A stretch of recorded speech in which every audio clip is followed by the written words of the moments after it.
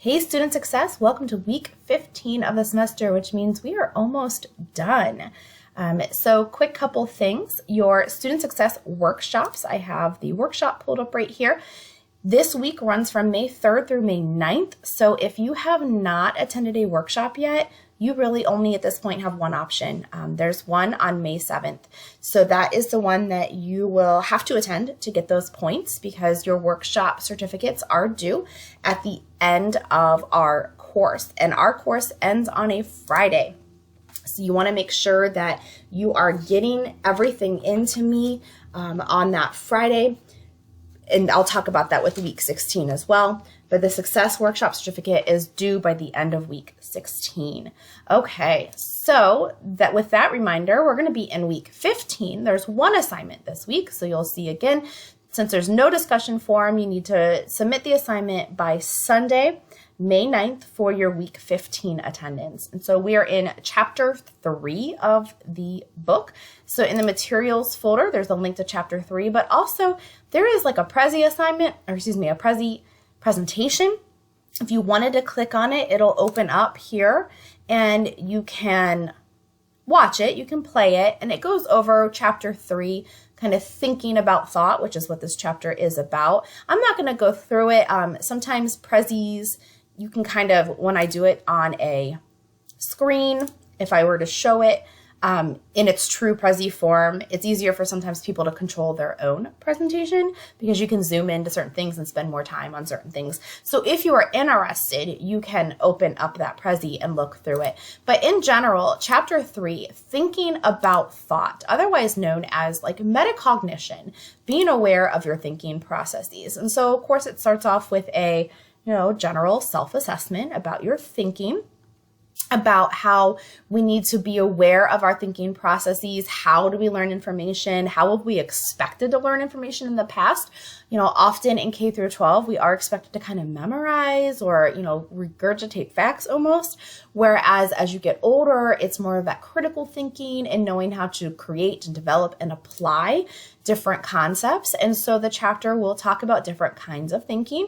It really does focus on Bloom's taxonomy. If you're in the field of education, that's a familiar name and a familiar concept, is the different levels of thinking. And generally this is presented as a pyramid, whereas this first level is the basis. You have to be able to remember and recall things in order to kind of build your way up to creation. And so this section talks about Bloom's taxonomy and what each of those levels indicate. And most of the time, again, these basic levels here, you need to have that foundation before you can start doing these other things. And so that's the purpose of Bloom's taxonomy, is to show those different levels of thinking. And it goes over like different verbs that are used with each of those levels as well. From there, it talks about critical thinking. So again, we want to be able to think through things in a rational way, but we also want to be critical in our thinking. We want to look at different points of view, different perspectives, understand the author's message, maybe if they have bias, credibility, quality, all of those kind of things. We don't want to read something and just take it for surface value. We want to be able to dig deeper. We want to be able to look at like thesis and the main ideas and the supporting details and purpose and tone and all of those type of components that go along with reading and ingesting, so to speak, information. And so this is going to go through the critical thinking process, evaluating your information, looking at weak arguments, which is called fallacies. And so from here, this is going to give you like examples of fallacies, generalizations, false causes, personalizations. Everyone does it, appeal to authority, weaken out, and there's a lot of different kinds of fallacies, and how authors will often use a type of fallacy, sometimes on purpose, to try to convince you or influence you to think a certain way. So it's important to kind of know what these fallacies are, and when you come across it, to be able to evaluate it appropriately in your reading. And so it'll go through, again, some critical thinking tips. I encourage you to take a look through there. And then the next section talks about kind of like this aha moment, which is kind of like creative thinking. So we are critical thinkers, but then we also want to be creative in our thinking when the time is appropriate to do so. So this goes through creative thinking, what creative thinking is, and how can we become more creative. So, feeding your curiosity, reading, that's, as a reading instructor, that's one of my first go-tos, like read as much as you can. That's going to help you not only practice your critical thinking, but also encourage some critical thinking and creative thinking along with that.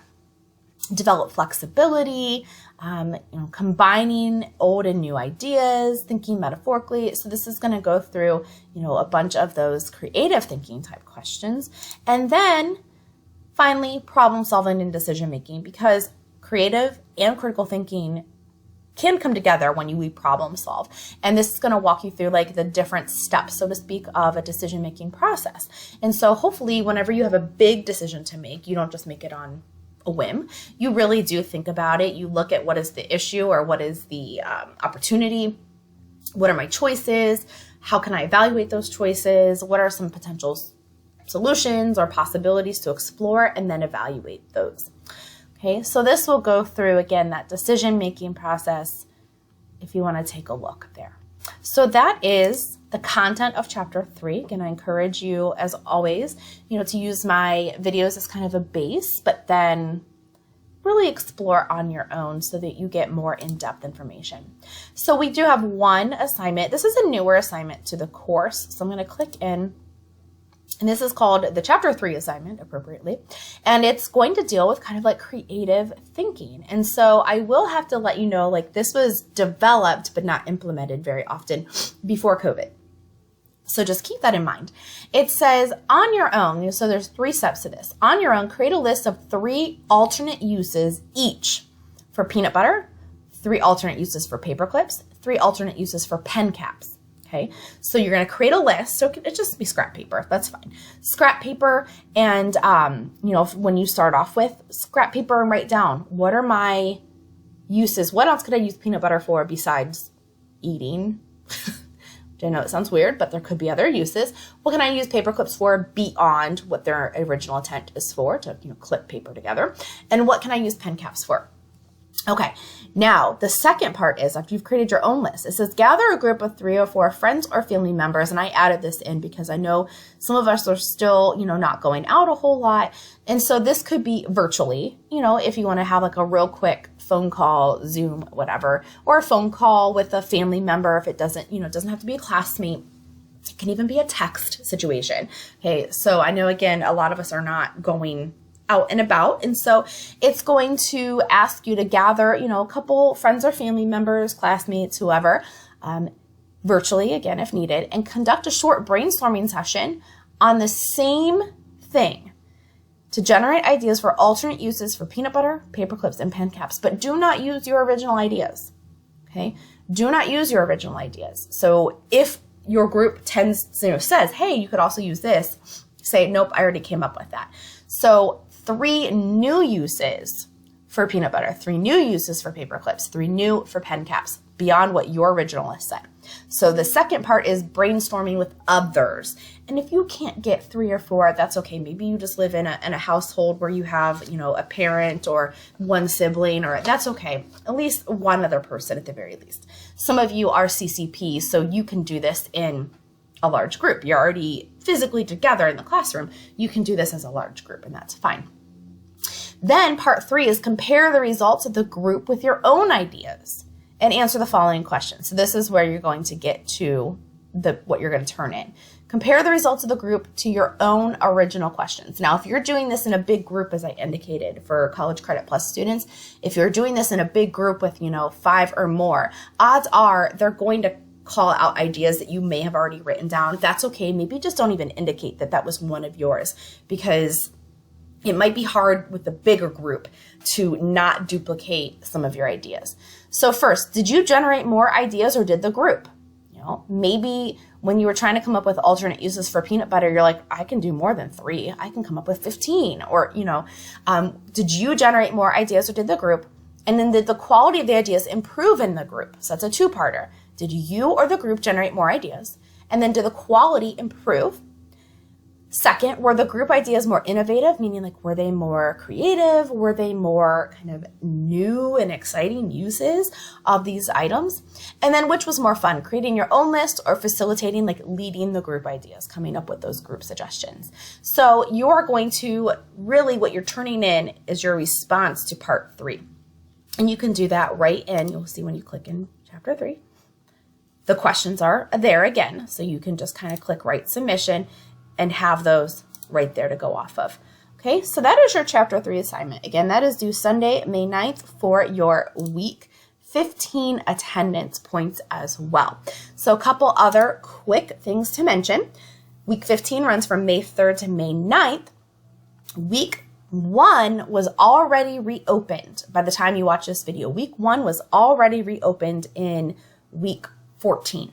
So you already had a chance to make up work from that very first week.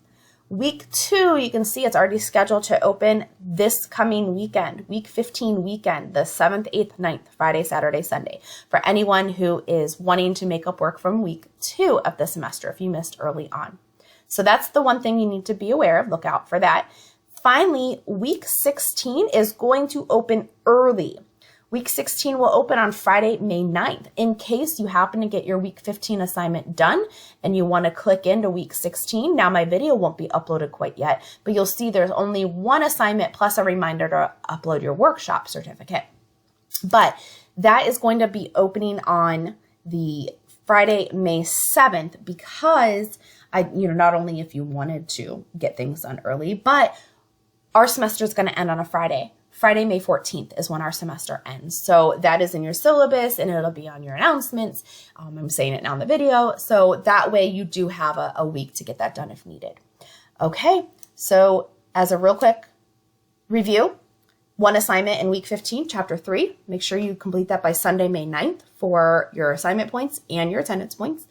Week 16 will open early on Friday, May 7th. And week 2 will be reopened this Friday, Saturday, Sunday. Let me know if you have any questions. If you happen to finish your week 16 early and you've already submitted your success workshop, I'll send you a message and let you know how you finished the class. All right, have a great week. Bye.